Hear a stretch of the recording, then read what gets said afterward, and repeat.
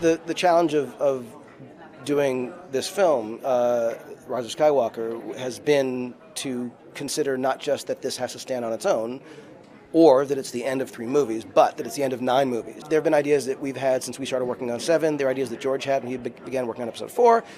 We met with George before we started writing the script on this one. This was a long process, but I feel like at the end of the day, the goal is to create something that gives a sense of surprise and, you know, and thrill and heartbreak. It is a definite end. It really feels like, I think the whole film is still an exploration in everything, and I think, I mean, I keep using the word satisfying, but it's a satisfying, emotional end.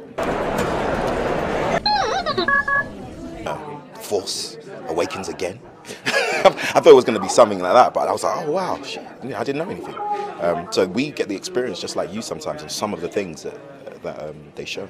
These characters are so established that I really wanted to make a splash. There was a lot of training involved. There was a lot of talks with JJ about character development, and just basically constantly staying in contact with the creators and what their vision was and what my vision was, and knowing that a lot of young kids are going to be watching this and stuff like that, representing a side of this character, this type of woman who is both, strong and vulnerable. It was so fun to be able to shoot together, to film these scenes together, for me to be on the ground and part of a group, and particularly what I loved so much was working this closely with John Boyega this time around, which was, I just love him so deeply as a human being, and I think that shows too in the film as well. Always be with you.